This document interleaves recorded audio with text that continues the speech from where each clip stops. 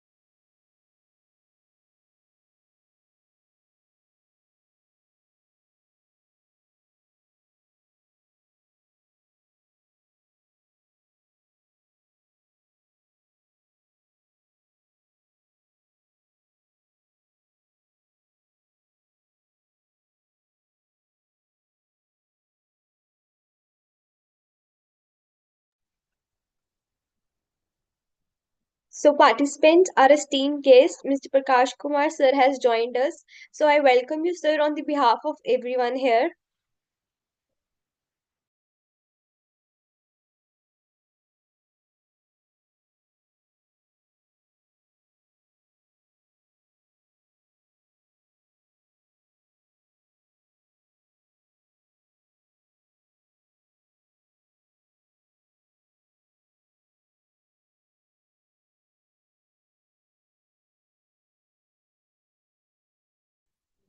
Okay. Can you hear me, guys? Am I Yes, you audible? are audible. Yes, sir. Okay. Thank you so much, Madhvi. And again, sorry about this computer glitch. Coming from a technology company, this should not happen. But this is the irony that we will face that most technology company do have some kind of a technical glitch here and there. Sorry about it. Please go ahead.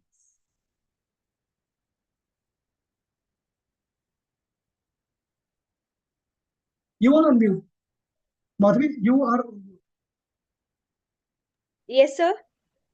I'm saying that you are on mute. So I'm saying that you can go ahead now. I'm ready for presentation. Sure, sir, sure.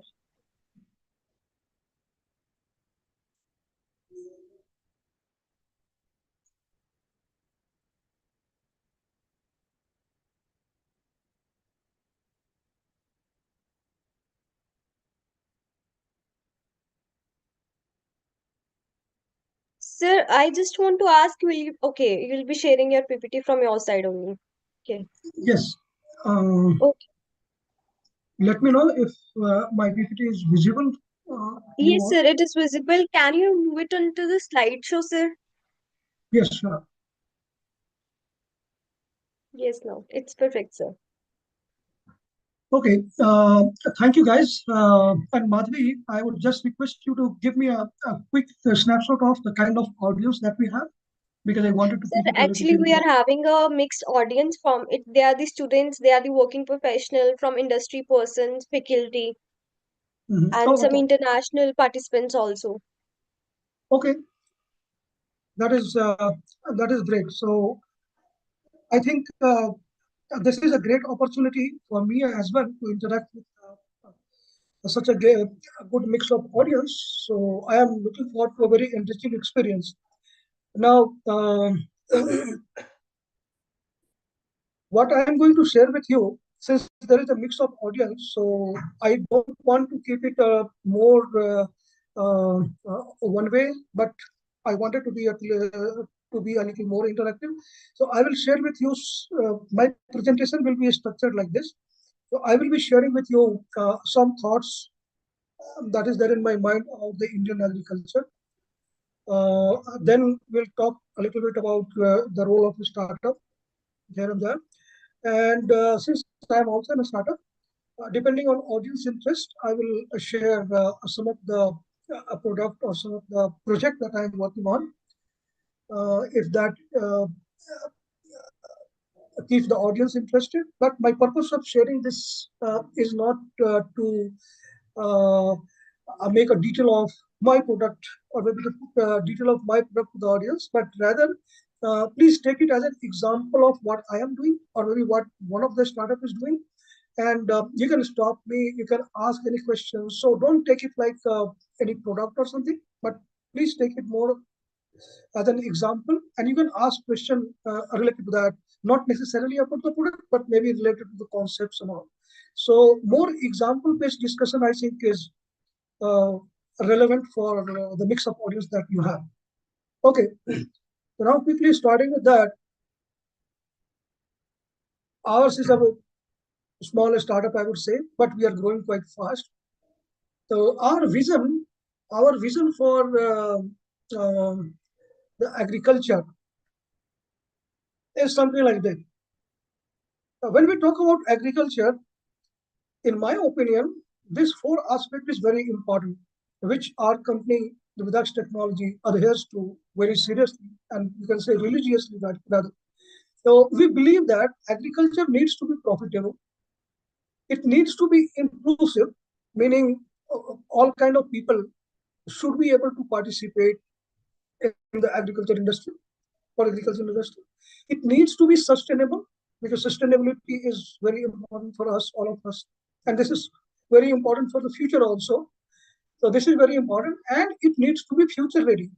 So when I say future ready, I am mainly talking about infusion of technology, or rather you can say information technology, so that the tools or solution or the way that we conduct agriculture should be should be constantly updated with the infusion of latest technology, because that is how we can take agriculture to the next level, especially when we have uh, continuously deteriorating environment, consistent demand on the food, a very uncertain weather, which affects agriculture productivity as well.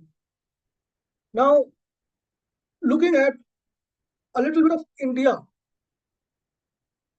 So this is basically, these are some numbers. I will not get into detail of a lot of things, but these are some of the numbers which indicates what has been the Indian government priorities. So if you notice this for the next 10 years or maybe next 6 year, 5 year plan that government has, then you will realize how important agriculture is. So for example, from 50 billion to we want to make it a double or more than double, 100 billion agricultural product export. So this is a very big jump that government is targeting. Similarly, precision farming, which we have right now maybe 5-10% currently in our country, we need to make it to the 40 to 60%. It's the plan for the next five, or rather, I would say, yeah. Now it is 5 year only. So for the next 5 years. Similarly, food processing, we wanted to improve from the current $300 billion this industry. We wanted to make it a $600 billion industry. Similarly, we have a very aggressive plan for a greenhouse gas emission reduction plan as well. So we wanted to reduce it by almost like 50% in next 20 years. And mind it, reducing greenhouse emission cannot be fast. It will always be a slow process. But we need to expedite that. Then in our country, a very big problem is food wastage. And a large amount of the food wastage is because of storage, because of lack in the storage technologies and all. We are currently losing almost 40% of the agricultural produce, which goes wastage. That's a very big number. Of a country of 150 billion, sorry, 1.5 billion person, this is a very huge number. So we have a very aggressive plan to reduce it to 20%. Similarly, mechanization, we wanted to improve that. Irrigation coverage, government is doing good job, and we need to increase that. But you should also notice that water use efficiency is something that we need to take very seriously. So we have a very aggressive plan for that. So my purpose of sharing this slide is basically that to convey the message that to achieve this objective, government cannot do everything. So it needs a participation from all stakeholder side. So right from the farmer up to the government policy, and the industry should play a very big role in this. And since a lot of these things require significant jump, either to improve or to reduce certain things, it's a significant jump. And this significant jump cannot happen only through the traditional technology. That is not possible.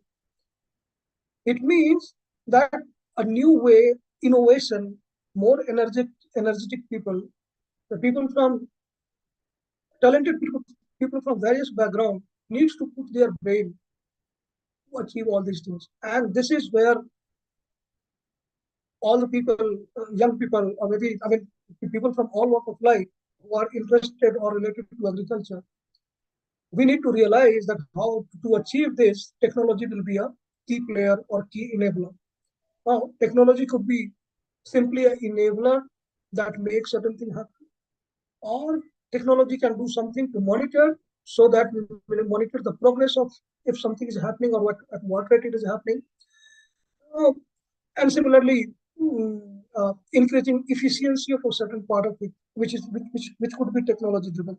So a lot of these area which demands technology infusion, and the startup entrepreneur um, they need to play their role very significantly.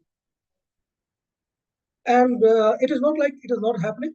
I would say that our country has a very vibrant startup culture, although mortality of a startup is also very high, but that's a very natural process.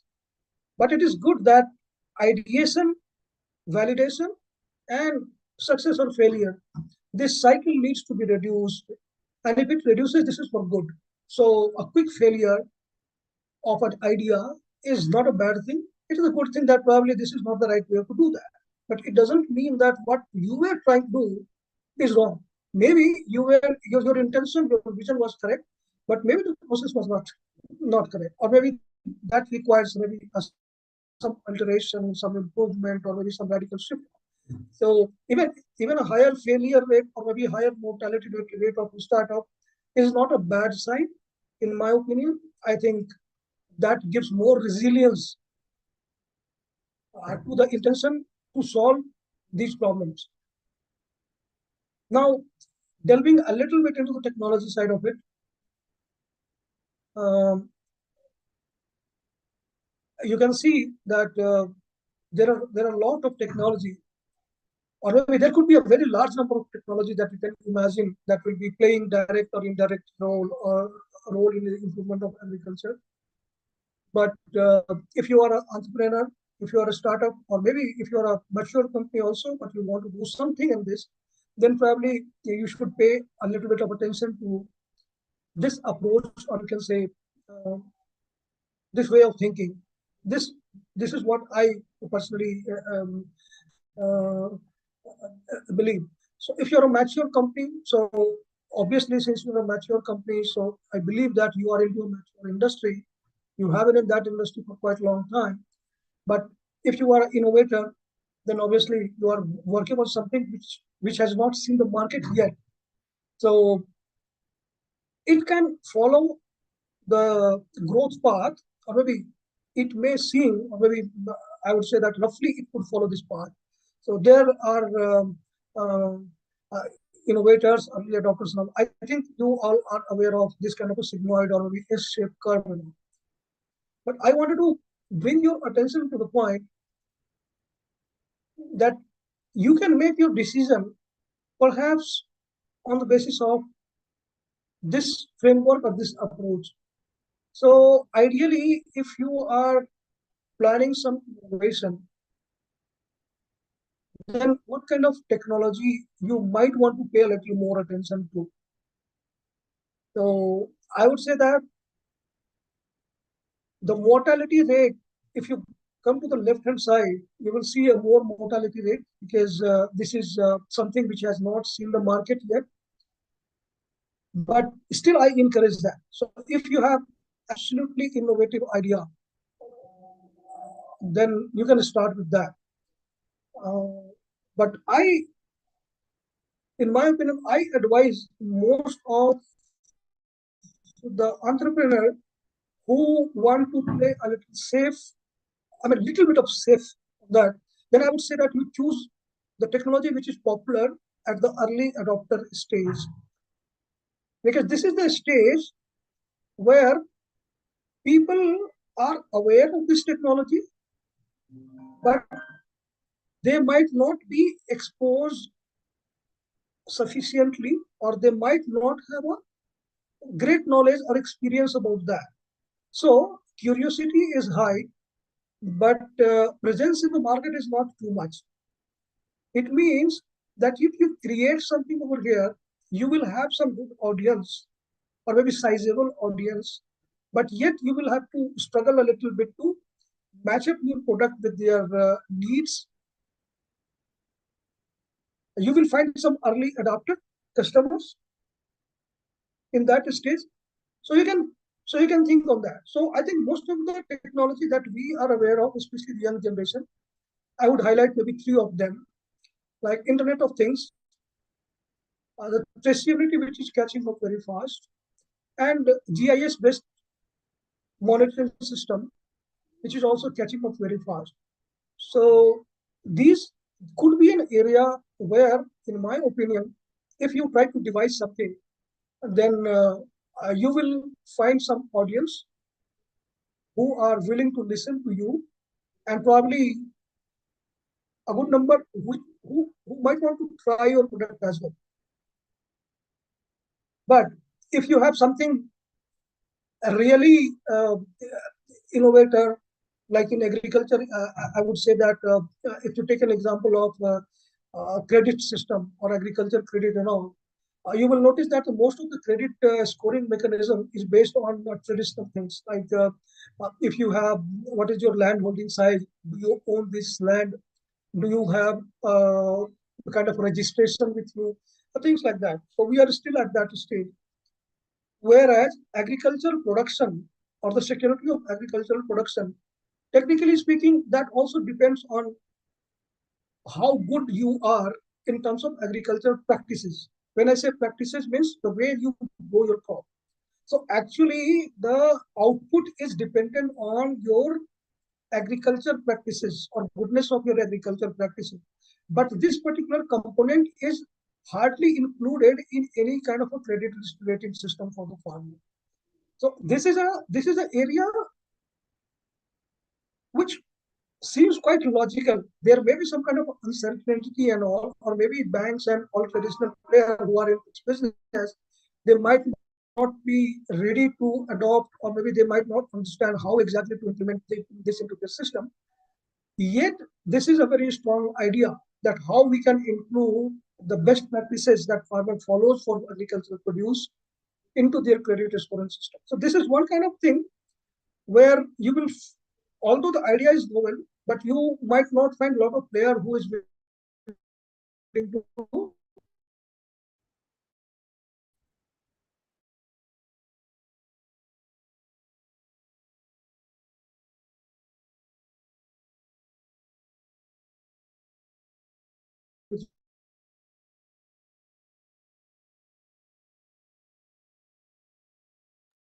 Sir, your voice is breaking.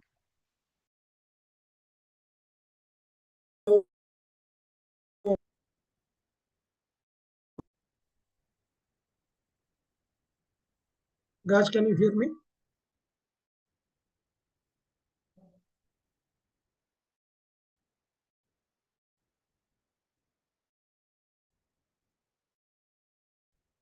Somebody please say if you can hear me. Yes, sir. In between, Hello, your am I voice is audible? breaking. Yes, sir, you're Okay, audible okay, now. okay, okay. So I don't know. Okay. Um, so, so I was saying that there is a whole spectrum of technology, and you can classify your technology, or maybe you can think about how you would like to bucket your, all this technology and where you want to focus. So my suggestion is, if you are an entrepreneur, you might want to focus on technology where people are aware of it, people are curious about it, and there is at least a little bit of a small critical mass who is willing to experiment with the technology. Because if you are able to match your technology solution with the demand or the need of the industry or the user, then in next few years, you will be on a very fast growth path when the technology or your idea gets into the early majority stage. So maybe this is a way how you can put your energy if you are an entrepreneur. It is not like mature industry doesn't have a scope for innovation. So for example, the tractor also, they are doing a lot of innovations and all, but uh, a tractor as it is may not be uh, very high growth area at the moment, tractor as it is, but maybe some technology for the tractor uh, might have some kind of a growth path. But tractor as an industry is a quite a mature industry. So when you're thinking about technology, then this is how probably you can think of identifying where you wanted to play a role.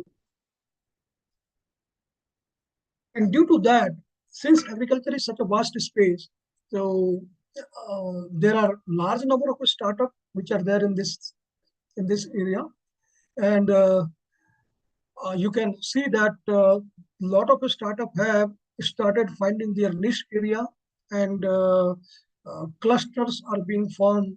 Number of startup. uh, uh, in that particular cluster. So you can see that every small pocket is slowly getting more and more startup into that. But still, I would say that Indian agri-tech is almost kind of a $24 billion. Rather, I think it might have increased more than that. That a big industry. So, and as I mentioned, that the mortality rate of the startup is also very high. So, if you have a good idea, a novel idea, some innovation, then you should not hesitate to try that out in the market. Don't look at the large number of startup out there in the market.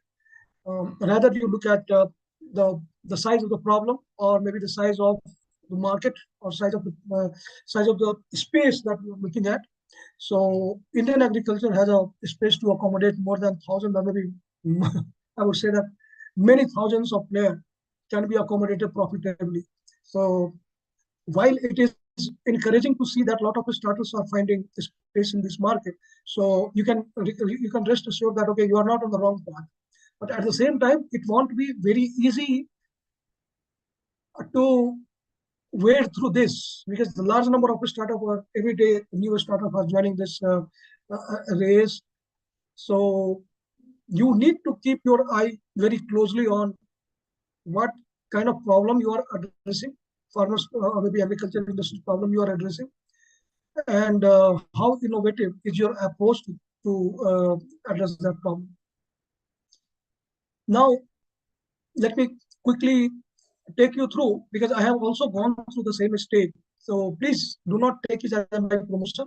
Please take it as a case study that okay, Prakash talked about this industry and all, and then what Prakash is doing as a startup. So we are a startup, and we have three area of service. So I wanted to focus more on the technology solution, but if you are a startup, then it is my advice that how how would you get in touch with all the stakeholder? So my approach of getting in touch with most of the stakeholder is to have some kind of a consulting or research as well as part of my service or part of my portfolio, because consulting and research gives me an opportunity to keep in touch with various stakeholders, and also this gives me some kind of a money to sustain or maybe some kind of a money to move ahead. But more than money, in my opinion, this gives me an opportunity to constantly keep in touch with the stakeholders in the industry. So I value that very much. But uh, I put my innovative mind mainly into the technology solution. That how can I create some technology that addresses that addresses the key problem uh, that is facing in the industry. I will just skip through that. This is how I look at market potential. This is how I look at it. So maybe you can also follow the same similar approach. So if you are looking at identify some kind of some opportunity in the market, then you should look at if you have a detail of need and the problem area, spend good time into that. That what kind of need is there. Then you should look at what are the existing solutions in the market.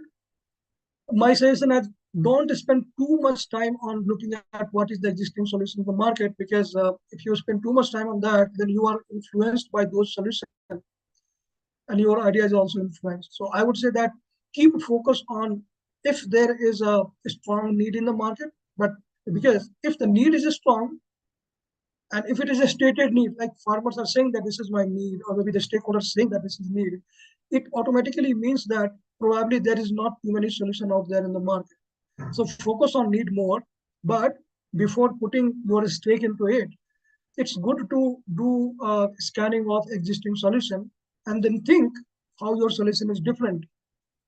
That is how you identify the gap in the market. And then when you have identified the gap in the market and you wanted to get serious about getting your solution or idea into the market, then you should do a competitive landscape analysis, like who are the key player, my direct competitor and indirect competitor. I try to find out their success and failure stories as well, so that you can learn from success or failure story. And when you have acquired all these knowledges, Then you should get onto the planning side, or rather I would say you can do the planning in the beginning as well, but I would say that you do the planning once again after you have seen the success failure story, you have understood the market reality.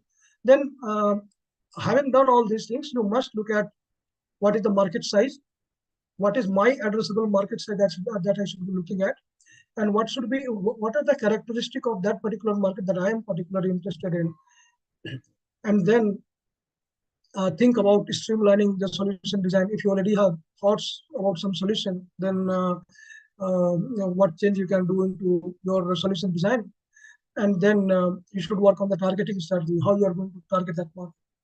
So I do this for my product as well, but this is also one of the service that I provide. So I do provide for company this kind of service. So if you are a company and if you are thinking about the launching some new product in the market, depending on which stage you are in, for example, if you have already identified your product and segments and all, then you can do the market reality analysis and probably opportunity assessment and targeting strategy.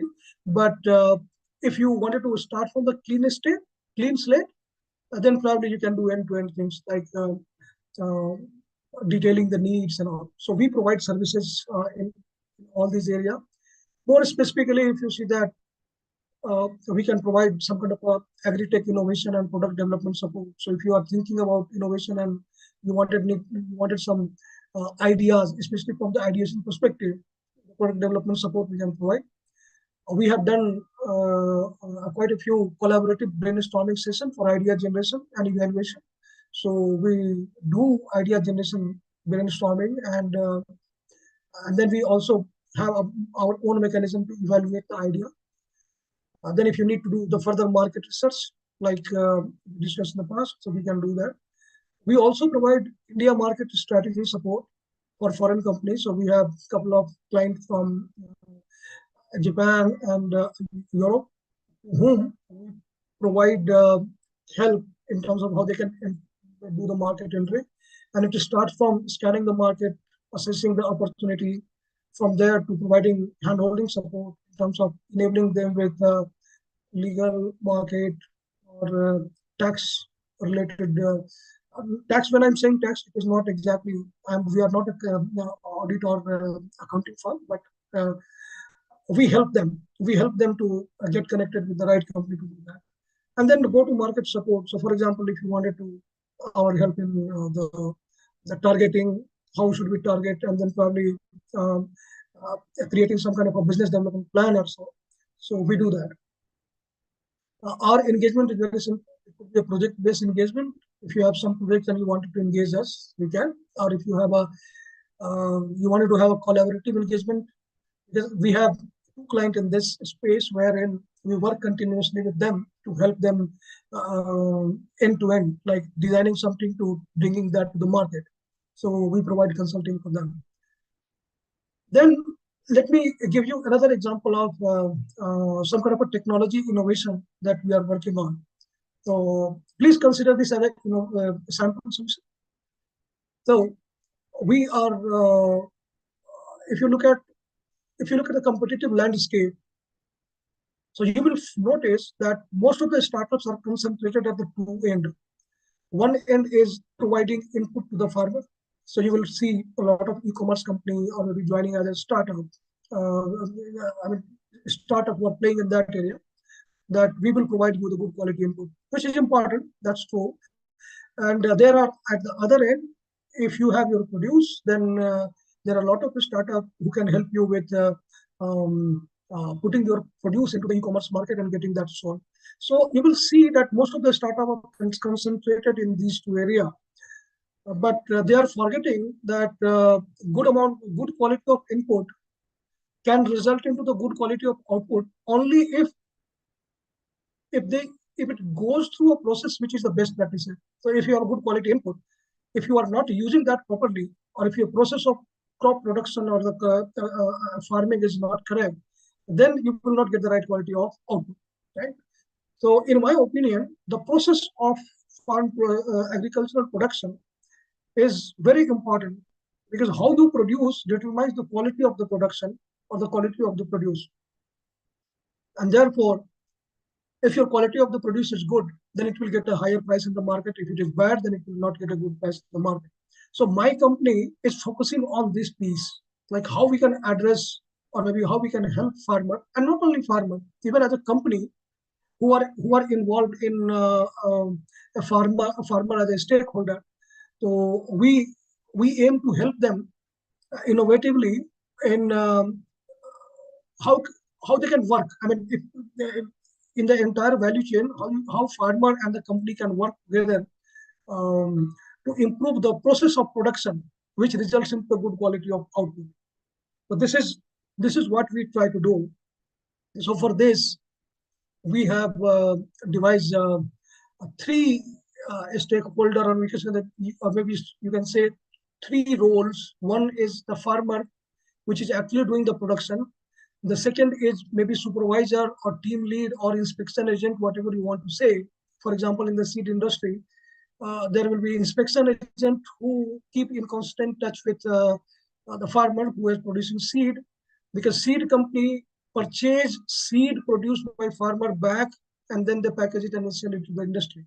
So therefore, for seed companies, it is very important that the farmer who is growing the seed follows the best practices, because unless he does the best practices, the good quality seed will not be may not be recovered from the farmer. Or maybe if farmer gives you maybe 100 kg of seed, you find that only 60 or 70 kg of that is actually the seed quality, and you reject the rest. Sometimes it happens that you reject the whole lot, complete lot, because if impurity is more than maybe certain percentage, you reject the whole lot. So lot of things are on the stake because of goodness or badness of the farming practices. So this is what we try to address. So one stakeholder is farmer, the second is maybe inspection agent or supervisor, or you can say any company staff who keeps connected with the farmer. And then all these things are orchestrated in a innovative AI enabled way, and the company or maybe the main stakeholder can see all the interaction, everything on their dashboard. So if you look at the farmer a little bit more, then if you are a farmer and if you are using our solution, then you can geotag, you can generate the farmer produce card. So this is a proprietary thing that we have a kind of a trademark, done our trademark now. So you can generate the kind of farmer produce card that we are looking at the left hand side. So this gives a lot of information about the farmer's production process, like what best practices he has followed, and gives a lot of details with the evidence, like was that practice actually done, what kind of agrochemical was used, was weather condition conducive, or there was a weather anomalies impacting the produce quality. So there are a lot of things which is captured, and now farmer doesn't need to enter any kind of data. So with a minimal intervention of farmer, the rest of the things are done by artificial intelligence or using some background data that we have. So we take only maybe 10% of data or maybe 50% of data from farmer. The rest, 80 to 90% data is uh, comes through processing, some agriculture domain knowledge at the back of it, and large amount of agricultural database that we have access to. The advantage of this is this becomes a kind of a selling document for the farmer. So if farmer is connected with us, he will get a very nice looking PDF kind of a selling document that he can share with the potential buyer, and he can use this for bargaining that I am doing a good practices, so therefore I am charging higher price. Secondly, farmer will have a historical record of past seasons that he had. So this is how we try to digitize farmers' practices and make it available at the fingertip for the farmer. Then, if you are a farm supervisor or if you are an inspection agent, then we have a kind of a parallel application which is there with the farmer as well as with the inspection agent. So if you are going for inspection, you can do that digitally. You can collect evidence at the same time, and all the data are shared back with the company. So company gets the evidence-based data. So it is not like somebody fills the data only. He provides the evidence as well, which is verifiable. So, for example, seed company, they will get all the detailed information about their inspection agent. And this also has a lot of security feature. So, for example, inspection agent can help farmer. He can get into the farmer's profile and help farmer perform certain things which farmer is not aware of. But even this interaction is protected by OTP, where we cannot do anything without participation of farmer. So there is a very secure way of ensuring that inspection agent has done the right thing over there. So if you look at the company, then it provides, especially if you have a field staff or something, then it provides a kind of a field staff management. But this management is not from the administrative, or you can say the salary, or maybe the performance kind of thing. It is more about capturing their field operation or field management. Similarly, this application or maybe this solution gives a continuous update on the estimated production. So if you are a seed company, and if you have given farmer a certain productivity and farmer tells you that, okay, this is grown at certain acreage of farm, then you have right now the current practice is that based on the productivity, you calculate estimated production, and sometime you adjust it, but with our solution, you get a constant inflow of data that can be used either manually, or that can be used even automatically to constantly update the estimated production. So your estimate of the production is constantly updated. So this is the solution that I had. I think I have taken 45 minute time. So I will now leave it open for question and answer. So I will stop sharing the screen, and So participants, I have opened the chat box. You can drop down your queries and interact with sir if you want. So I have opened the chat box for everyone.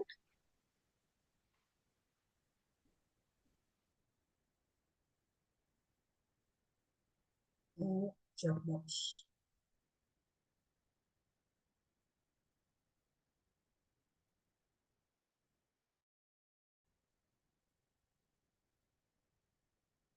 Madhvi, please help me if there is any input in the chat box.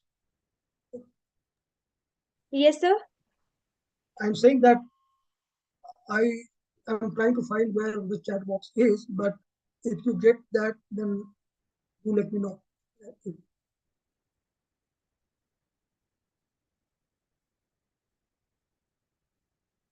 Mm,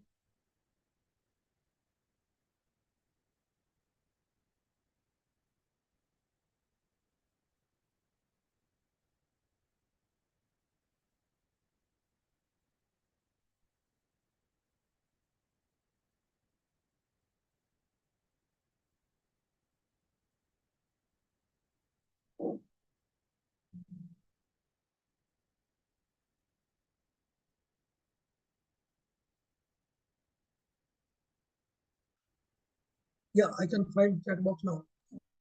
If you have any question, guys, or if you want to discuss, if you want to share your ideas, please feel free to do that. I know that usually in the presentation, such presentation, the speaker keeps rolling and it ends like that. But if you have any question, please feel free.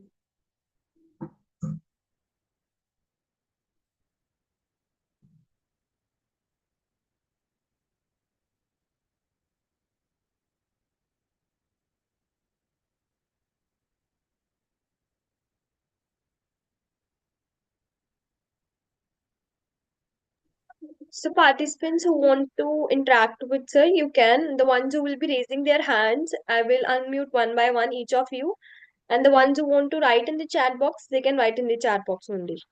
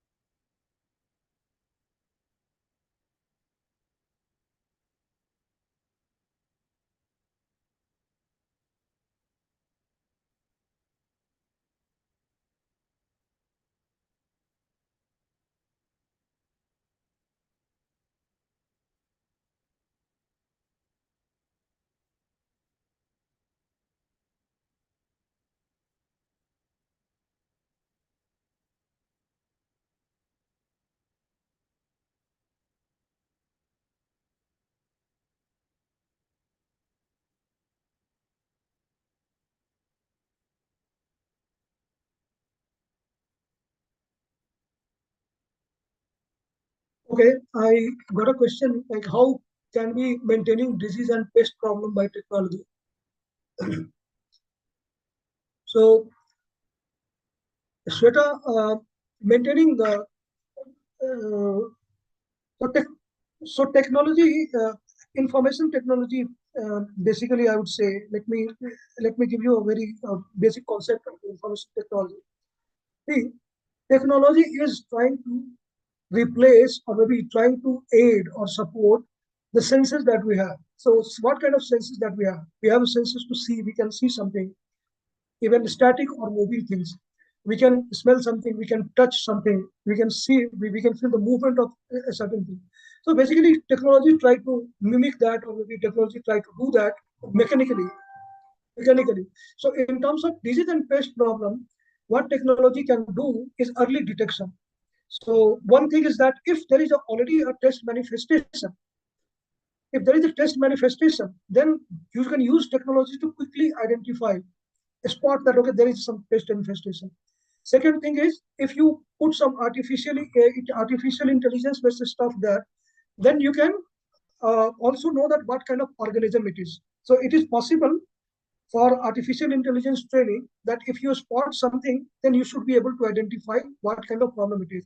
And if you know that this is the kind of problem, then probably you can relate that with the relevant solution.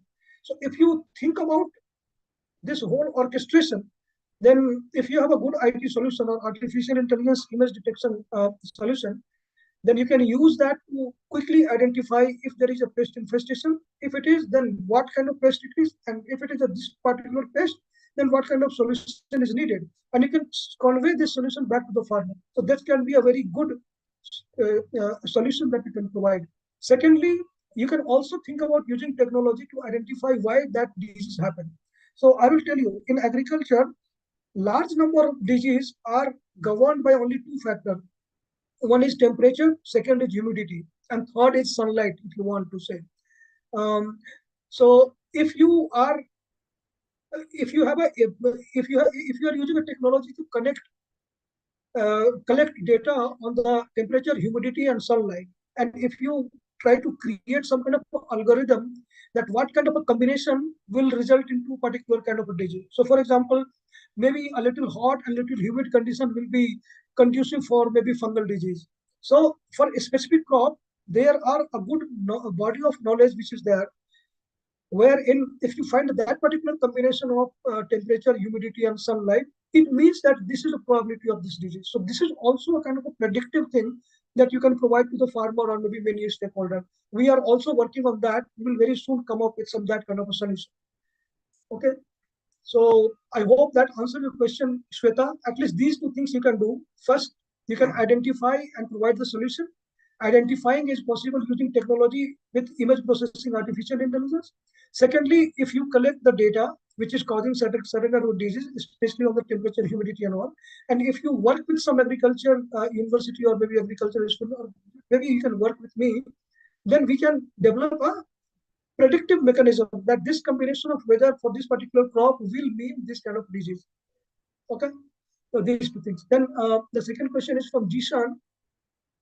How do I know?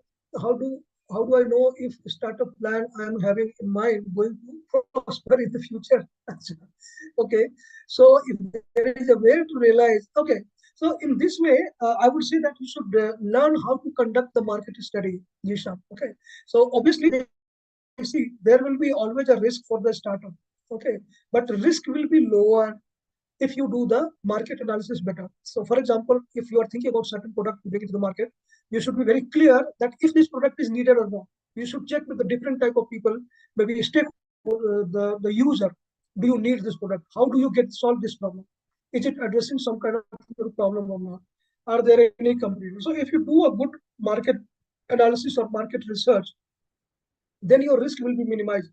If you want to know how you can conduct this market research, you can come connect back with me.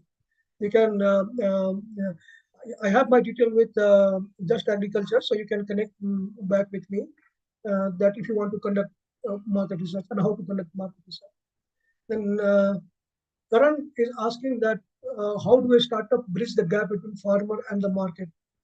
Uh, right now, we should look for innovation in this space, Karan. But unfortunately, most of the startup right now is performing this by creating a e-commerce step space.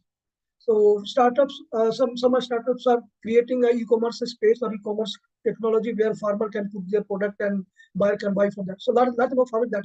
But other area is also very important. You think about creating some technology or some innovation in suppose logistics side. Secondly, farmer produce to the market. There is a gap in between wherein farmer do not have enough storage or good quality kind of storage. So you can think about playing some role that where they can store their produce before the marketing. So that is also a great business. Unfortunately, most of the players right now are working on the e-commerce side, especially the IT startup, I would say. But we should look at the logistic storage, how we can minimize the wastage, how we can advise, predict or identify the wastage points. So you think about studying this space a little more, you will definitely find a lot of good ideas to play in this role. And I will highly recommend that although there are a lot of startup in the e-commerce side of it, I would highly recommend that there should be some good mind working in the area to bridge the gap between the market and the farmer, not only by creating this e-commerce, but looking at other things, logistics, wastage, storage, some prior information, prediction. Okay, thank you, Karan. Aryan is asking that what are the best approaches to educate farmer on the use of digital agriculture tools and technology? So my practical experience, Aryan, my practical experience is uh, farmers should farmers should focus on farming. Okay, we do not want them to be IT expert. However, we want them to be able to use the IT tools. So you will be, you won't be surprised, and maybe you should not be surprised. Even I am not surprised now. But think about it. Just before Corona time, nobody knew how to do the digital payment and all. What was the QR code and all. But right now, if you go to the every nooks and corner, even the villages and all, people are very comfortable accepting payment on the QR code and all. So if there is a need and if you have a good solution, farmer do not find any problem in learning those things. If it is a pressing need, so think about the pressing need, farmer will learn everything. Secondly, you should think about creating or maybe simplifying the complex thing for farmer. So don't expect farmer that you should type it, you should do it, you should do a lot of things. No, it is your responsibility. You should create your solution in a way that it is very easy for farmer to do that. So for example, if you think about this digital payment thing, then initially somebody would have thought that let us create a QR code and all. Maybe there were a lot of thought went into that area. But if you look at the solution, it is really very simple. So you tell farmer that you ask anybody to scan this QR code, and if there is a message on your mobile that you got this payment, then you are done. So farmer has only two action points. He will show you the QR code. You will scan the QR code, and when he sees ting tong in his mobile phone that yes, you got this much rupee, it is done. So you have to make the complex thing as simple as that to the farmer. For example, farmer doesn't want to learn what is artificial intelligence and all. Why should we expect them? We should be happy that farmer is doing their farming well. And we guys, or maybe the IT people, or maybe the people who are coming out of the college and all, it is their responsibility to simplify the technology at the end of the farmer as a user. So you keep your technology complex at the back end. Obviously, for the digital payment also, if you look at the back end, this is very complex. How it does all the verification and all. But in the front end, or you can say in the hand of the farmer, it is very simple. You just simply scan this, I get a message, transaction is done. So you think from that perspective. So if you are hitting the nail correctly, if you are identifying the need correctly, I can tell you farmer can learn even how to how to launch rocket. They can learn. If you are able to tell them that they need to know how to launch a rocket, then they will learn that also. So don't think that farmers are take a long time to learn something. Rather, you should spend that same amount of time in simplifying the thing that you have. So don't focus on bringing farmer, taking the complexity to farmer. No, you handle your complexity at your end. Make it simpler for the farmers so that they are done. Okay. This is something which I have learned after interacting with a lot of farmers. So thank you so much. And then Jisan is saying again that if I want to open a startup business of my own in the seed and fertilizer, what will be the step? It is good that you have thought about the seed and fertilizer. Now, with these things in mind, you should think about who could be who are the people or who are the segment who is going to give you money. Okay, think from that perspective. So you wanted to do something in seed and fertilizer, then first thing that you should think that who is going to pay you money. Is it a farmer who is going to pay you, or is the company who is going to pay you the money? If you identify who is paying you the money, then you go to them, talk to them, that what is your problem. No, no, don't tell them what is your problem. You try to understand the problem area that they are facing. So if they are facing some problem, and if you can direct your solution to address that problem, it is done. So having decided seed and fertilizer, you should start start thinking who is going to pay me the money, and then talk to them that what is their problem area, what problem they are facing right now, and how you can help them. If you get a clear statement that can be addressed with the seed and fertilizer, your business is on. So think from that angle. If you need some more clarity on that, Dishan, you feel free to reach out to me. We can discuss it, and I can help you clarify certain things. Okay. Uh, then Manisha has a question like how to use AI technology for prediction of crop yield. That's a good question, and I have seen a lot of interest in the seed company as well. So artificial intelligence technology mm, for yield estimation, I would say you can approach in two ways. One is that how do you know how do you know that what the yield is going to be? So one thing is that you can look at the crop and you know that okay, it is good, bad, or something. So if you look at with your eyes, it is manual. But if you do the same thing using any kind of a mechanical camera or something, this is automation of AI. So I would say that by visually understanding what is going to be the yield, you can use AI technology using satellite imagery or maybe the drone imagery, and use this drone or satellite imagery and think about it like your eyes, that you are looking at the farm from satellite or looking at the farm from your drone, and then you try to estimate what the yield is. So one thing is that if you have a good amount of information, you can estimate portion, or you can use that, okay, train this information with the uh, other farms and all. So if you have multiple farm, and if you know the yield of certain farm, so you can classify. Before using AI, you identify some sample where you have both picture data and the yield data, and then you have a sample where you have only picture data, not the yield data. Then artificial intelligence can learn from these two things, and it can start identifying and predicting the crop yield. So this is one way of doing that on the basis of image processing and utilizing the artificial intelligence. But sometimes that may not be the causal thing. That is only that something has done, then you can do that. But there are certain things which is causing yield to go up and down, and that is related to the crop physiology or the crop practices and all. So you can improve the AI artificial intelligence technology for the crop yield prediction by adding more data to it. So for example, if soil sample, or maybe if soil condition is good for, or maybe what is the impact of soil condition to the yield.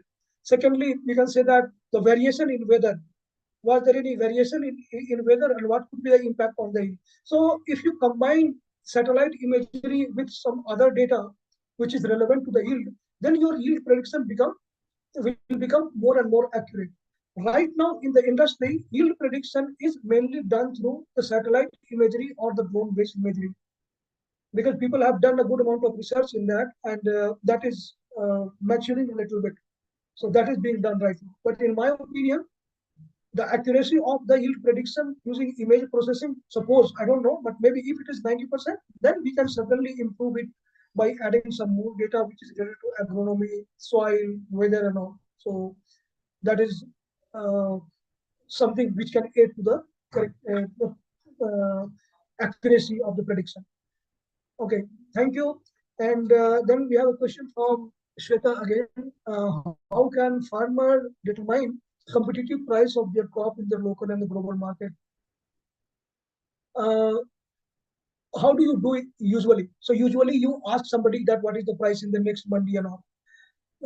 If you want to use some technology in that, then I would say that you need to identify the sources of information. So, for example, government also has some of the website where they started placing the Monday prices in different locations. So there are many websites where you can go and find out what is the price of this product, which market, in different markets.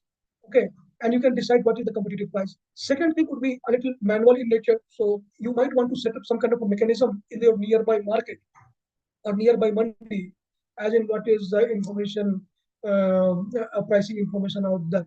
Unfortunately, the question that you're asking, Shweta, is very critical. And not unfortunately, I'm saying that the question you're asking is very, very critical. But unfortunately, we have a large dependency on third-party data provider. I mean, that is also not unfortunate, but I'm saying that granular level information is still lacking. So, for example, government website has certain information which you can use to get the competitive price, but many times that is not reliable. So right now that is being done manually.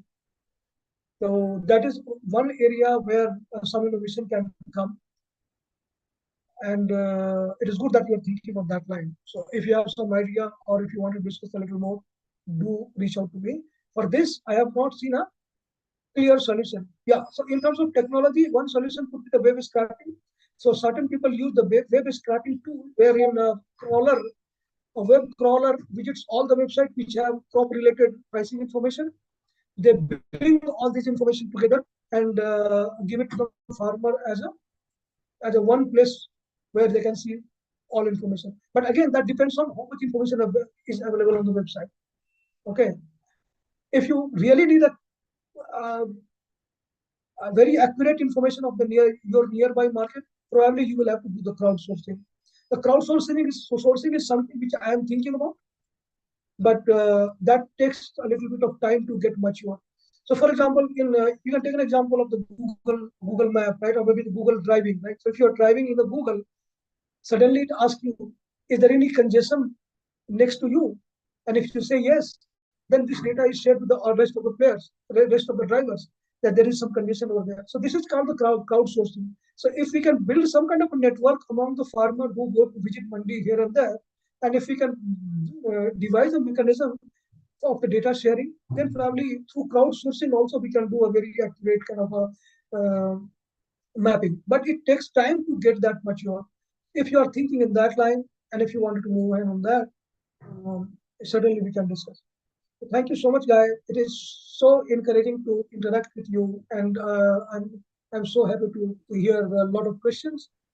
Um, for a presenter, or maybe for the startup founder, or maybe you can say the leader, it is very encouraging that people interact with you. So thank you so much. Again, back to So, Madhav. sir, before concluding, I just want to say thank you on the behalf of everyone for joining us today and having this interactive session with our participants also, sir. Most welcome, Madhav. Thank you so much. Thank you so much, sir. Yeah.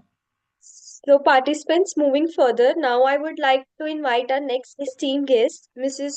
Shama Zaidi ma'am. So, before we start, I would like to introduce ma'am with you all.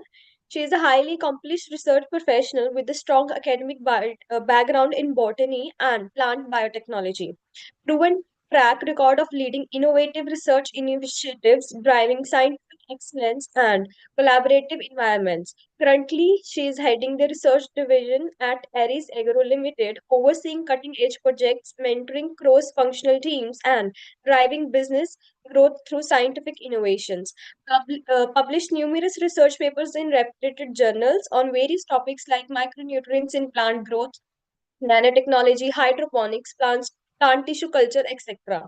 She has presented research findings at STEAM workshops, seminars, and conference, conducted training sessions, workshop, and seminars on advanced biotechnology techniques, hydroponics, and urban farming.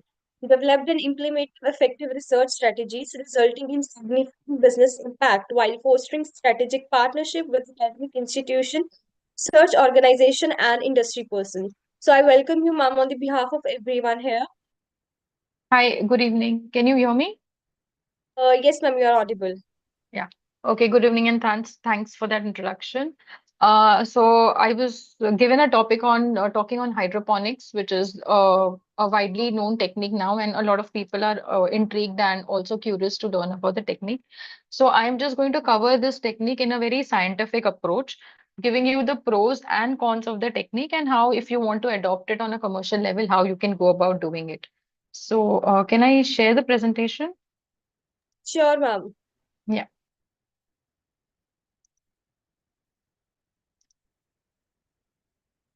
Can you see the present? Can you see my screen? Yes, ma'am, it is visible. Can you move it on the slideshow, Yeah, ma'am? yeah, yeah, yes, yes. Okay, so good evening, everyone. So I'm just going to briefly cover hydroponics in a very scientific approach and give you the pros and cons, the very basics of how this technique can be done. It is impossible to cover it in one session, but I have just only touched upon the finer points of it. So basically, when you understand plant growth or when you talk of plant growth, the most important thing that people consider or you need to have is the soil. And basically, it's a very basic definition of what is soil and why do you need soil. So two important functions that soil does for plants. One is it provides structural support to the plants, and the other is it is a source of water and nutrients. Now, there are various other functions that a soil does in addition to these two things, but when you consider soil in context of plants, these are the two most important functions that the soil does.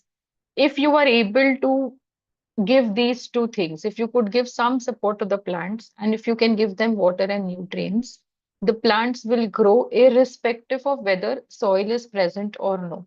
And that is what is taken advantage of in hydroponics. So this entire technique of going soilless, of growing plants without using soil is what soilless cultivation or hydroponics is all about. So the basic requirements that you need when you grow plants, that remains the same. You need water, you need the plants in some container, whether it is put in the field, whether you put it in a pot.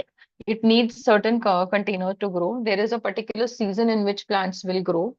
Air, oxygen is needed. Temperature, it has to be the right temperature. Again, it can vary with season, and it definitely needs light and nutrients. So all these requirements are there, and it remains the same whether you grow plants with or without soil. Now, just a basic comparison. Now, all these are important factors for whether you grow in soil or you grow soilless, you have light. But with hydroponics, you have an option of artificial light. So you can circumvent season. You can make use of closed spaces also to grow food. Temperature, again, in soil and soilless, temperature plays an important role. The temperature that the plant needs to grow does not change with the technique. Okay, so it is as per the plant need. Food is the nutrients or the fertilizers that you will give in both the techniques, whether you are growing in soil or whether you are growing soilless. You have to provide the plant with all the major and minor nutrients that it needs to grow. It needs room to grow. In both the systems, you have to provide it some kind of support or a container to hold them. So whether you're growing it in beds, where suppose if you're growing in greenhouses or open fields, you make beds or you have pots, or in hydroponics, as you call them, systems. In hydroponics, you use the word systems. Water requirement is there in both, whether you're growing with or without soil, you have to provide water as the plant needs. So basically, if you want to understand the technique, now just to give you a basic introduction before I actually go on to this hydroponics and why so much of importance is laid or why people are getting so curious about hydroponics. One is we all know the current scenario that the world population is increasing and it is increasing at an exponential in an exponential manner. I don't even need to talk numbers. Everybody is aware of this fact that there is a lot of changes that are taking place in the world scenario. So whether it is ever increasing global population or whether it is climate change, everything is going to have its adverse impact on the population in the coming years. So, if you talk of population expanding at an exponential phase, you also remember that you have to feed the population. However much we get into technical, digital, AI, you have to eat food. Okay, however much you get into packaged food, ready to eat, you still have to grow crops to make all these things. So, feeding the population is a is a non-negotiable. You have to feed the population. Also, we know that because we have abused fertilizers, abused nutrients, abused the soil, the Mother Earth so much that we have reached a stage where the existing land that is available for growing food is not going to suffice the entire population in the coming years. So we have to look out for alternative techniques to grow food, to feed this entire population. And that is why so much of importance is being laid on hydroponics. Because as we saw, hydroponics will help you to utilize closed spaces, spaces right now which are wastelands or lands where the soil has reached a no return condition, like, it has been so spoiled or that you cannot reclaim the soil back to cultivate crops. You can use subways, you can use garage spaces, you can use closed rooms, you can grow vertical. So that is how you are maximizing the use of whatever limited space that we have using this technique of hydroponics. Now, coming to understand, as in any case or as in any technology, you just have to understand three basic questions. What is it? Why do we need to do it? And how do you do it? Okay. So in similar lines, we are going to understand what is hydroponics, why people are doing hydroponics is what I've really sort of slightly covered in this in the introduction, and how you're going to do it is what we will see. So right now in the recent years, hydroponics is a big concept, and a lot of people are adapting it, adopting this technique. It's nothing but an alternate growing technique, okay? But if you see, as I told you in the comparative slide, whether you're doing with soil or you're doing with soilless, the basic plant requirements are the same. It needs light. Even if you're growing in a room and you're using artificial light, you still have to provide light. You have to provide water. That is non-negotiable. And you have to provide nutrients. It's still there. Temperature, you can control the temperature, but yes, temperature does play an important role. So either you'll have to increase or decrease the temperature, but that is as per how what the crop needs. So the basic plant requirements have not changed, and you have to see to it that you adhere to it. One very important thing is hydroponics is not organic.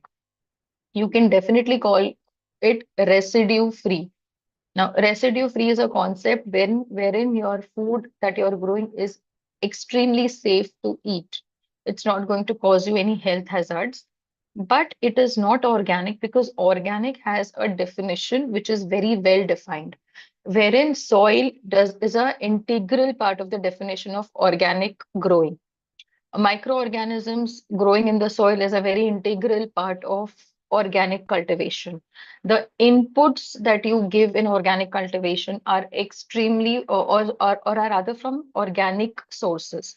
Okay. All this is very well defined when you get your crop or your produce organically certified. Hydroponics is not organic cultivation. It can be residue free, wherein because you are giving a lot of emphasis on extremely good root development, okay, good nutrient use efficiency, and maximizing the spaces that you're using to grow, you will get a very good quality, healthy produce, which is wherein you have used lesser pesticides. Hence, you can call it residue free, but you cannot call it organic. And it is not magic. You cannot really go against nature, how much ever temperature control you're doing, how much ever automations you're doing. There is a logic to it, and it is not magic. There is a technique that needs to be understood.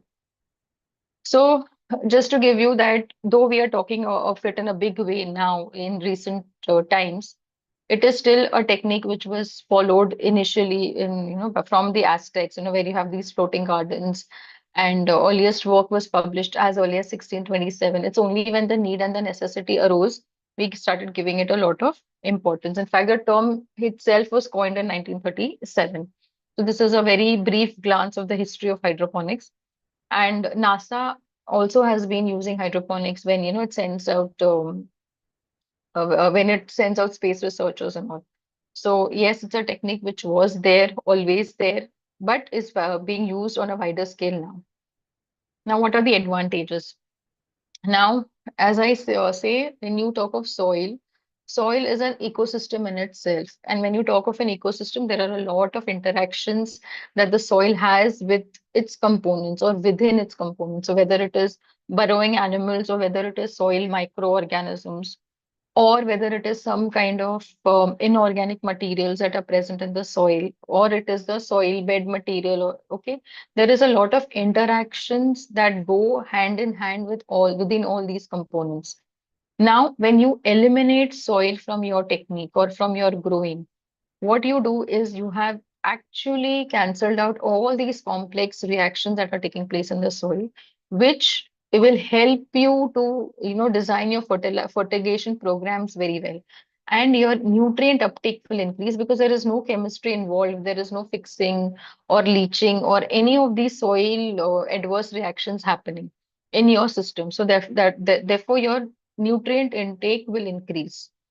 There is no soil-borne disease. However much soil is a good source of nutrients, it's extremely important. It is also the major cause of plant diseases. And if you eliminate soil, you eliminate all of those diseases. That is why lesser use of pesticides. Controlled and automated systems, you can, as we were talking of AI and ML and everything at the click of a button. Agriculture also can get on a click of a button, but still it's not magic. In all these, especially these hydroponic systems can be completely controlled, can be completely automated as and when required.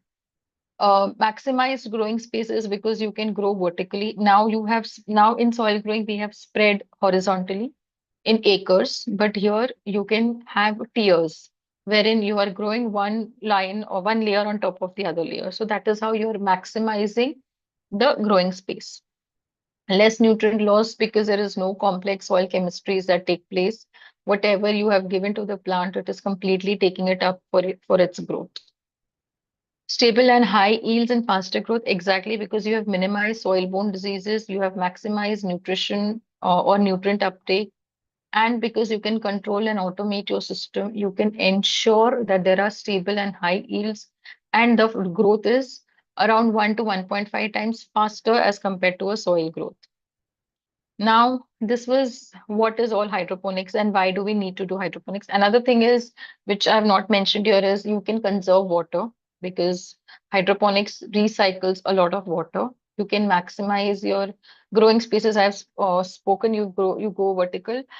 And also what you do in hydroponics is because you can use a lot of city spaces to grow food, you save a lot on environment or pollution because you don't have to transport food across long distances. And that is how you even reduce the carbon footprint. So it is a very green kind of a technique because you're utilizing a lot of spaces within or nearby cities, and hence you don't have to transport it across, long distances. So that these are the other two major advantages besides the quality of food grown being good. And how do you do it? So now let's get into the entire technique. Again, this is just an overview. So broadly, you can divide this entire technique into two types. One is completely water-based, wherein you have recirculating systems, and the other is substrate-based, which is very, very similar to soil. But in this, you do not use soil. So the substrate that you use is something which is very inert material, and it is not contributing to the fertility in any way. So coming to understand the water-based system, now this is the very basic. So this is something like how you normally even use your pepper or your mint stems. If people know how to do it, you just put it in water and then it can root out. So this is the simplest system in hydroponics. Kratky system, or the DWC stands for deep water culture or deep water cultivation, wherein your roots are just immersed in water. Now this is not plain water, this is nutrient water. So all the nutrients are present in the solution form, and the roots are just dipping inside this nutrient solution, and they will absorb whatever nutrients they need and to grow. Now, this is a very simplest system, and here there is no recirculation of water, but then you're not really adding extra water also. So in deep water cultivation, you have a circulating system. Then you have Dutch bucket. Again, this is very similar to the deep water, but you have a recirculating system over here, wherein what you're doing is you have timed your nutrient input. So your nutrient solution will flow through your pot, and the excess solution will get collected into the drain pipe, and this drain pipe is going to be connected to your main reservoir tank. Okay, so all the excess solution will be carried by the drain pipe to the reservoir. There it will be stored. You can time this out. You don't have to have a continuous flow. Every 1 hour, you can have a 5 minute of the thing working. So this is how you conserve water, wherein you are not actually watering every day and it is not going to waste, but it is recirculating, put on a timer and kept. Then you have something called as NFT. NFT stands for nutrient film technique, similar to your Dutch bucket, but here you have vertical pipes and the depth of the pipe is not too much. So the limitation in this nutrient film technique is you can use it to grow leafy vegetables, which is not a very deep rooted crop. So all your leafy vegetables, you can use this NFT. Again, here, if you see the pipe, that through this pipe, the nutrient solution will enter into through the smaller, thinner pipes, and it will flow through this the channels. And at the other end, the water is going to be collected, which will again go back to the main reservoir tank. So this is how it continuously keeps on recycling. This also can be put on timer.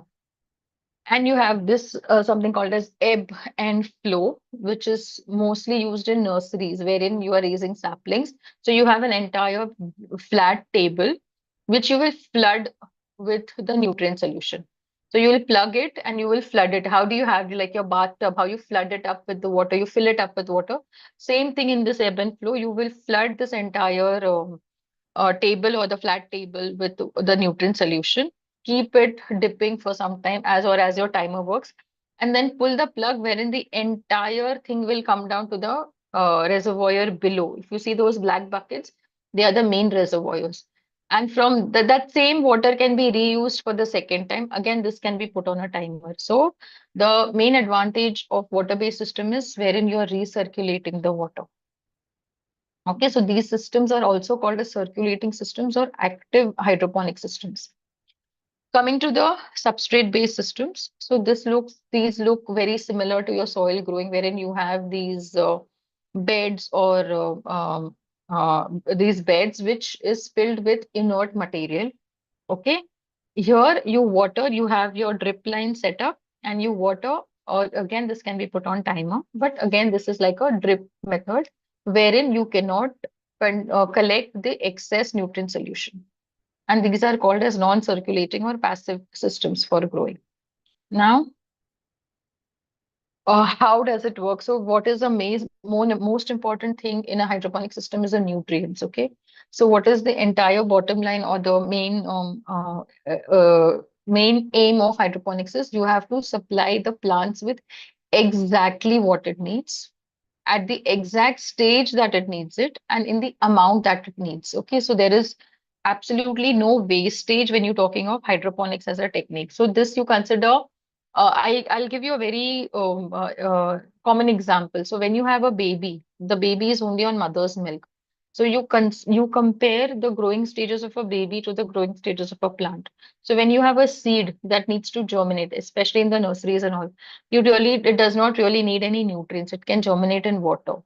As a child grows, like, when it is a toddler, you slowly introduce it to semi-solid food, and then you increase it as it reaches adolescence, and then as it becomes an adult. Slowly and steadily, the food intake increases and the complexity of food increases. Similarly, when you have a plant or a seed germinating seeds will only germinate in water. As it has sprouted, as it starts growing, slowly and steadily, you introduce nutrients, and as per stage, so first is the vegetative stage wherein it is only having all leaves, all green, and you have to provide nutrients in a particular way that it maintains the leaves and it has stronger roots that are developed. Then it will go into the flowering stage, which is the reproductive stages of the plant. So the nutritional requirements will alter a little, and you have to provide nutrients that will help it to flower, nutrients that will help pollination, nutrients that will help the fruit to set. And then you have the fruiting stages, which is your main wherein which you're actually interested in when you're cultivating. So the development of the fruit, the quality of the fruit that gets developed, the color, the taste, the size. So the nutrient requirements at that last stage will be different. So in hydroponics, you are actually giving the plant what it needs and in the exact amount that it needs. Hydroponics will basically concentrate on healthy white roots. Okay, so when you're growing plants, you have to have good growth of dense growth of white roots, which will help in nutrient uptake. They are more vigorous because, okay, so plants that are grown hydroponically, they are very vigorous in growth because the entire energy is diverted into growing, and they do not, as they do not have to go in search of nutrients and water because you're providing everything in the same place. So now coming to understand what nutrients. So basically, plants need 16 essential nutrients. So what essential is very important because you cannot eliminate any one of these 16 nutrients. Okay, if you eliminate any one of these, the plant cycle is not going to be completed in a healthy manner. It is going to adversely affect the plant quality. So you have carbon, hydrogen, and oxygen that it gets from air and water. We do not give them as a fertilizer. From fertilizers, you basically give major and minor nutrients. Now, major and minor is depending upon the plant need of those nutrients. So you have, okay, so you have major or macronutrients which are needed in higher amounts, which is nitrogen, N for nitrogen, P for phosphorus, K for potassium. Nitrogen for layman, it's the leaf maker. So when it is in the first stages, so you need to give it good amount of nitrogen so that it can develop the leaves well. Phosphorus is known as the root maker. So you have to give good amount of phosphorus as well so that the roots are developed nicely. And potassium, basically call it as a flower maker, so that you have to increase the dose of potassium as the plant grows or goes higher into the cycle. So in the initial stages, potassium is not that much, but slowly and steadily you have to increase the dose of potassium. Calcium, magnesium, sulfur plays an important role in cell growth, cell turgidity, and keeping the plant erect, upright, and photosynthesis. Sulfur helps with oil quality development, or the flavor development and all. And then you need the micronutrients, which are similar to so these are zinc. Zn is zinc, Fe is iron, Cu is copper, Mn is manganese, Mo is molybdenum, and B is borons. Basically, there are six micronutrients which are needed in extremely small quantities. Now, micronutrients are like salt in food. Okay, that is the amount of micronutrients that is needed in a fertilizer recipe. It's like salt, how much of salt you put in food, that much of micronutrients in food that you have to put. But if you do not put salt, you know what happens. It's very little, but if you do not put it, you know how the taste of the food goes down the drain. So similarly, if you avoid or eliminate micronutrients, your recipe is spoiled. Now, in hydroponics, all these major growers will use, or even hobby growers for that matter, when you talk of nutrients, now it is not possible for a layman to really understand the chemistry behind all this. So to make things easier, you get ready to use nutrient solutions, whether they either be in a two-part or in a three-part system. So two-part is not major and minor. It is depending upon the chemistry and compatibility. The nutrients have been formulated. All you have to do is follow the instructions given on the bottle that mix A and B in equal amounts in this much final volume of water and put it in your reservoir or tank. Three-part also works out as flowering, fruiting, and vegetative nutrients. So in the vegetative stages, you put, say, bottle A. In the for flowering, you put bottle B. And for, say, fruit development, you put bottle C. So this is how, for ease of use, these are formulated as a two-part or a three-part solution. How do you monitor this, or how do you come to know that what you have added really is correct and is working for that for the particular crop? You measure it in terms of two parameters called as EC, which is electrical conductivity, and pH. Chemically, these are little complex parameters. But for a layman, you get high handheld devices to measure all these things. So that nothing is complicated in the system. You just have to put the instrument and it will give you the reading. And every crop has its requirement. You just have to ensure that you are maintaining those. So ideal pH that you need to maintain in your reservoir tank is around 5.5 to 6.5, and your crop will do just fine. Now, sources are very different. Now, since most of people who are doing hobby growing, they can use ready to use solutions. But people who are actually growing at a commercial scale, They cannot use these ready to use nutrients. They have their recipes fixed. So these are the different sources with which they make their own recipes. Okay. And also a lot of organic sources of fertilizers are used, like seaweeds or humic or even hydrolyzed proteins, etc., amino acids, growth regulators. All these are also added in the nutrient solution. So as and when as you become more commercial in your growing, you start using all these complex nutrients as well. Now, this is totally quite scientific. I can explain it to you if you are interested. You can contact me, and I can explain. I don't really know the audience that are listening and how much can be understood, but in a very very quick or a single line, any nutrient, whether it is in the form of fertilizer or whether it is organic, whatever you put to the plant root will take it up in a particular active form. Okay. It does not really understand whether it is organic or inorganic. You have to ultimately get everything into the uh, active form, the form that is mentioned on the right side, ions absorbed by the plant. It has to come into this form for the root to take it up. It is as simple as that. Whether you give it organic or whether you give fertilizer or at the appropriate doses, it will work. And as I told you, pH 5.5 to 6.5 is why you have to maintain, and why? Because at that particular range, all your 16 nutrients can get absorbed by the plant root. If the pH is above or below the ideal pH, certain nutrients may not be able to get absorbed, and hence the deficiency will be seen in the crop growth.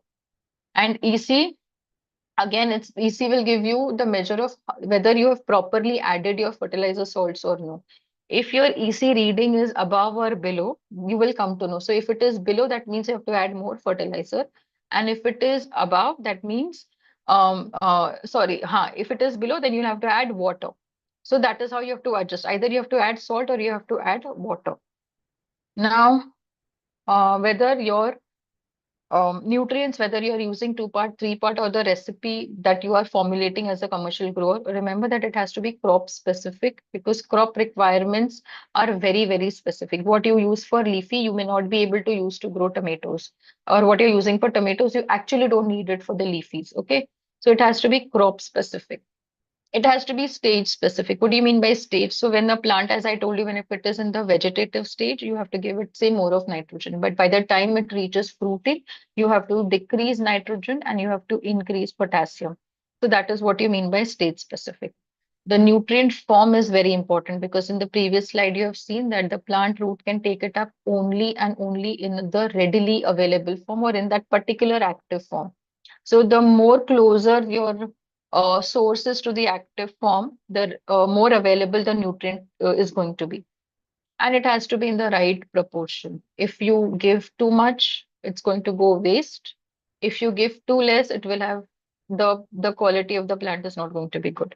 So these are some of the nutrients. NPK stands for nitrogen, phosphorus, and potassium. These are some of the NPK ratios that are maintained for different crops. Now, these are some grades that are available for hydroponic growers. Like say 41838 is like that is used for mostly for tomatoes and capsicum and those crops. 81536 etc. will go for leafy vegetables, and all 3126 again goes. So these are some grades that are used. You also have liquid formulations, a solution A and solution B, which is like a two-part solution. Now, what are the plus points of these hydroponic nutrients? One is they are ready to use. Hydroponics as a technique in itself will have maximum space utilization. That is one major thing. You can have a small system. Plus, it's a clean technique, so a lot of people do not have time to, plow, or even when you're doing it for hobby, you don't have the time to, loosen up the soil, keep adding manure, or, trimming this thing. So all this will be trimming you will have to do in hydroponics also. But most of the dirting, say some people who don't want to dirty their hands basically, but they love plants around. So this is one technique which can help. And it is environment friendly. As I told you, at various levels, it conserves water. It also, when you're using fallow spaces or unutilized spaces or spaces where the soils have gone infertile, and it's very environment friendly because it's not released. Plus, you also have reduced pesticide usage. I will not say no pesticide use, but at least no chemical harmful pesticides are not normally used. Okay, so you can actually do with some organic pesticides because pests and diseases which come from the air, or you have these flying pests, that attack happens, but it can be controlled using your organic pesticides. Since it is quite environment friendly, you can definitely call it residue free because you're not using any harmful pesticides in it. Where can you use hydroponics as a technique? Definitely, it is developed for growing food using whatever space is available for growing food. So whether it is, you can do it in cities itself, you can do it in open spaces which are closer to cities, or you can do it in the fields. Or fields may you have soil, so definitely where you have good soil, you don't have to do hydroponics over there. You can do it, sorry, you can do it indoors, and you can also do it in poly houses. You can use it in nurseries to raise saplings, where you are developing saplings for transplanting. So you can use hydroponics in nurseries. You can definitely use it to grow medicinal herbs. You can, in fact, even with some basic research, you can increase the active constituents present in these herbs as well for secondary metabolite or active ingredient enhancement, definitely for floriculture, whether you're growing flowers, edible flowers, or whether you're growing it for aesthetic or commercial uses. So now whatever I have spoken, these are some photographs of how actually commercially it's being done. The one at the extreme right is where you're using light also to grow. Okay, so this is a completely enclosed space wherein you're using UV light to grow your plants. Middle picture is of like a nursery. Then the pictures below are hobby growing, wherein you're growing on your terrace, or however small your space is, you can still grow something. So even these window sills can be utilized. Then some common questions before you start asking me questions. I've already answered this a couple of times. Is it organic? No, it is not organic. You can call it residue free, but organic has a definition, and hydroponics does not cover the definition of organic. Do we use different kind of seeds when you're growing hydroponically? No, you use the same seeds. You do not have any special seeds for hydroponics. Minimum area for commercial growing, again, it actually depends on who your end user or buyer is. Any space which is like around 10,000 square feet is good enough to start commercially. Strawberries, blueberry, you can grow. Yes, you can grow. Now we've still not used hydroponics for growing fruit trees or grains like rice, wheat, maize. But other than that, fruit, vegetables and fruits which grow on herbs and shrub kind, that you can grow in hydroponics. Especially herbs you can grow, and all your vegetables you can grow. But but you can't have extremes. You have to have a lot of temperature control in that case. Cost of the setup, it actually depends. The cost of the setup is very, what do you say, dependent on what you want to grow, which system you are trying to put in, how much of automation you want to do, and who is your end user. Okay, and if it can get as expensive as you want, and it can still be, a little cheaper if you are, say, growing with a substrate. Okay, that can be cheaper.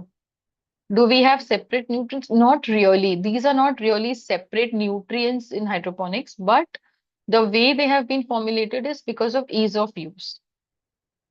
Does the plant cycle reduce? Plant cycle, yes, it reduces because the number of days can reduce because your nutrient uptake is very good in hydroponics. Yield increase, it increases. Quality is extremely good in hydroponics. There is no doubt about these two. Then I think that's the a very, very, very, very brief overview of hydroponics as a technique. Now, if you have any questions that I could answer, I would be very happy to answer them. So, participants, I have opened the chat box for everyone. The ones who want to interact with one and have any query, they can put down in the chat box only.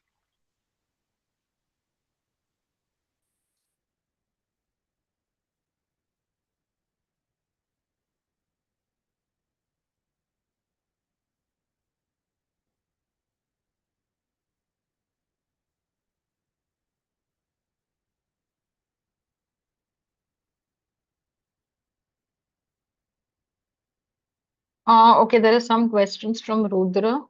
Is it possible to integrate hydroponics into organic farming systems? What level of success can be expected in terms? Let's discuss innovative farming solutions too. Um, you can use organic nutrients in hydroponic systems. This can be done, as I gave you examples of seaweeds and humic acids and protein hydrolysates that are being followed. But the problem is you cannot completely go organic in a hydroponic system because most of them are water-based systems. So there is a lot of issues with smell and all that.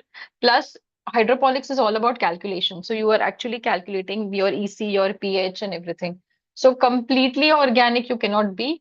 But this is good enough, as I told you, because there are no residues in it. So I don't think it can be integrated in this way, wherein you're using some amount of organic nutrients in your hydroponic systems. That can be done. My question is, can we use nano urea, phosphorus, potassium? Yeah, NPK stands for nitrogen, phosphorus, and potassium, and we are using nitrogen, phosphorus, and potassium in your nutrient formulations. We are using that. Nano urea, nano urea was mostly used as a foliar spray. Uh, You can use maybe nano urea, but I don't think anything is standardized with nano urea because one is in the nano form and the other two are not in the nano form. So I don't know, the dose calculations may not really set in properly. If we use organic nutrient and organic inert material for providing to plant, and then we can say the plant produces. We completely organic, nobody has gone till now growing in hydroponic systems. If you are able to do that, yes, probably. But there is one factor when you describe organic, you give an emphasis on soil microflora, which is not really used in a hydroponic system. Okay, so if we use organic nutrient solutions, but I have not seen any any hydroponic grower who's growing with completely 100% organic nutrients. Till now, no. You can try it because they will not be able to provide the macronutrients in the amount that is needed. But you can try. Ma'am, can also some disadvantages. Disadvantage of hydroponics. One disadvantage is it is expensive currently. If you have too much of automations and too much of systems that you set up, it can go expensive. If you have too much of control, sensors, all that, so it will get expensive. Second is very limited crops are now currently being cultivated in hydroponics. So you have your, okay, so one thing that I can mention over here is it is not necessary that if you're setting up a hydroponic system, you have to grow only exotic vegetables. Like you have to grow lettuce and broccoli and zucchini and, artichokes and all this. This is not necessary. Hydroponics is not only for growing exotic vegetables. They have come together because when you put up a hydroponic system, it gets expensive. And if you don't grow these exotic vegetables, you will not get the price. Okay, so your ROI will never be met. So if you put an expensive system and grow palak and coriander in it, you're not going to get the rate, the rate, selling rate. So that is the reason why these two have become synonymous. But if you understand the technique, there is no reason why you cannot grow your spinach and your coriander. In fact, people are growing now, but then they get expensive. So you have to actually work it out in such a way that the buying potential still remains. So that is the only disadvantage that it is limited crops are being grown and it can get expensive. What are the common pests and diseases in hydroponics? Same as you get in the soil. So if you have white flies or if you have thrips, but the occurrences, what I have seen is lesser because your plants are, what do you say, healthier because of good nutrition. Is it good from aquaponics? See, aquaponics again, there is no comparison between hydroponics and aquaponics because again in aquaponics you are using fishes in your reservoir tanks and your fish waste is a good source of nitrogen. So that water which is circulating is providing the nitrogen and the other nutrients to the growing plants. So there is it's actually this thing, and not lot of people are actually doing aquaponics because uh, so there is one apprehension that fish ka pani hai. So, like vegetarians have an issue with it. I don't know why, but yes, that is one issue. So the acceptance for aquaponics is a little lesser, abhi tak ke, at a commercial level, but you can do it. Any certification courses available where we actually participate in at least one group? Um, Certification courses are there, and we also, in fact, used to run from our company. We used to run a course on business of urban farming. So if I have some good amount of participants, I can actually take a session on this. So we had like a 10-day course, in fact, we started it in lockdown and we were having it online. Now that things are relaxed and better, we can actually do a hands-on proper course. Growing medium for hydroponics. Yeah, I did not cover so much of it because I really don't know the kind of participants that are there, but a lot of inert substrates are used. Like in a country like India, we use a lot of cocoa peat or we use cocoa balls. We call it as leca, which is light expanded clay aggregates. Or we use rock wool. Rock wool gets very expensive for Indian use. So you have vermiculite, you have perlite. So all these are inert substrates that I use. Cereal crops is not done, Rudra ji. Abhi tak ke nahi kiya. That's what I said. It is very limited. And I already said that fruit trees and grains, cereals, grains have not been done in hydroponics. It's still limited to vegetables and few fruits like strawberries, blueberries, and all. Substrate and easily available name and cost, EC limit. Um, Substrate, I told you the most cheapest one that you can use in India is cocoa peat, which is nothing but the leftover from coconut husk. EC ka value depends on the, what do you say, the unit that you're using. So if you're using it in microsiemens or millisiemens, or you are calculating it in TDS. So every unit will have different ranges, and every crop stage also will have a different EC requirement that gets a little more specific and detailed. Very difficult to explain in a common forum with very brief settings. Um, can plant rotation also take place or not? No, no, no, no. You don't need to rotate plants because you're not doing any kind of nitrogen fixation or anything. Nothing like this is happening with hydroponic systems. Crop खत्म हो गया तो पूरा change करना होता है. तो plant rotation की जरूरत नहीं है इसमें. What are the issues that occur in hydro? One is electrical है, तो आपको पावर सप्लाई चाहिए है. Then if it is very hot and too much of evaporation, आपका ECPH बहुत वेरी करता है, तो आप then you will have to sort of keep addressing that issue. Then you need to have a backup because अगर light गई तो system बंद नहीं होना चाहिए. सिस्टम बंद हुआ तो your circulation will stop and your plants can dry off. तो ये सारे बहुत सारे issues होते हैं. Hydroponic growing cost in 1 acre. I told you that all depends on what you are growing, where you're going to sell it, and what systems you want to put in. So if you have like a system setup, vertical है या आपका substrate based है, उसके ऊपर पूरा cost change हो जाएगा. Okay, I think I have answered all the questions, at least that was there in the chat box. If anybody one can solar panels be? Yes, yes, yes, yes. You don't, there is no limitation. Yes, you can definitely use solar panels. Yes, no issues.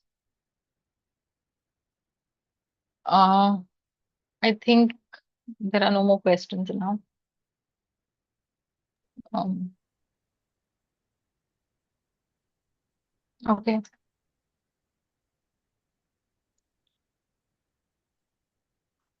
Okay, I'm putting my,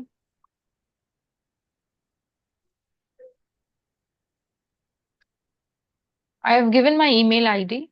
You can contact me or message me if there is anything specific that you want to know, because this is an open forum, so I don't know how deep I could go into this. So that is why it is a very, very brief kind of a presentation, just to introduce you to the technique.